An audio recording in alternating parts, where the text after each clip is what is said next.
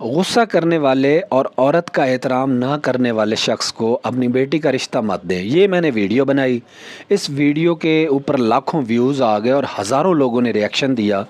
بہت سارے لوگوں نے کمنٹس کیے کہ غصہ تو آ ہی جاتا ہے، غصہ تو اتنی بڑی بات نہیں ہے، وہ تو ہر شخص کو ہی آتا ہے، غصہ کرنا تو نارمل سی بات ہے۔ اور ایک شخص نے لکھا کہ غصہ تو کرتا ہی غیرت مند ہے۔ تو میں حیران ہوا کہ ہماری قوم کی سائیکی کیسی بنا دی گئی ہے کہ ہم غصے کو بھی نارمل سمجھ رہے ہیں، اور غصہ کرنا ہم سمجھتے ہیں کہ یہ زندگی کا حصہ ہے اور یہ آ جاتا ہے اور یہ آنا چاہیے۔ بھائی کیوں آنا چاہیے؟ فطرتی طور پر آپ غصہ کرنے والے نہیں ہیں، آپ محبت کرنے والے ہیں۔ فطرتی طور پر آپ گالی کے بدلے دعا دینے والے ہیں، آپ پرامن ہیں، آپ تحمل مزاج ہیں، آپ آرام سے بات کو سننے والے ہیں۔ فطرتی طور پر میں بات کر رہا ہوں، اللہ تعالیٰ نے آپ کو غصے والا پیدا نہیں کیا، یہ آپ نے دنیا میں سیکھا ہے، اپنے ارد گرد سے، اپنے گھر سے، اپنے ماحول سے۔ یہ آپ نے غلط سیکھا ہے، اس کو درست کرنے کی ضرورت ہے۔ غصہ کرنا نارمل بات نہیں ہے، یہ بیماری ہے، یہ بیماری ہے۔ اس میں آپ اپنی انرجی کو ضائع کرتے ہیں، اپنے اندر کی طاقت کو ختم کرتے ہیں۔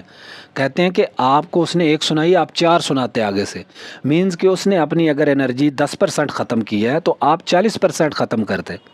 یہی کہنے کا مطلب ہے۔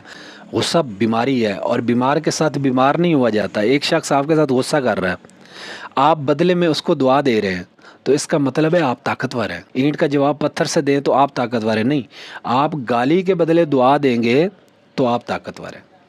ہم نے تو یہ سیکھا، ہمارے بابے تو ہمیں یہ سکھا کے گئے۔ غصے کو نارمل نہ سمجھیں، غصہ کرنے والا بیمار شخص ہے، اس کے ساتھ تعاون کریں اسی طرح جیسے آپ ایک بیمار کے ساتھ کرتے ہیں۔ 2 لوگ سیڑھیاں چڑھ رہے ہیں، ایک گر گیا تو آپ کیا کریں گے؟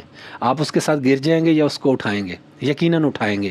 تو اگر آپ اس کو اٹھائیں گے تو غصہ کرنے والا گرا ہوا شخص ہوتا ہے، اس کو اٹھانا ہے، اس کو اپنے ساتھ لے کے چلنا ہے، اس کے ساتھ گر نہیں جانا۔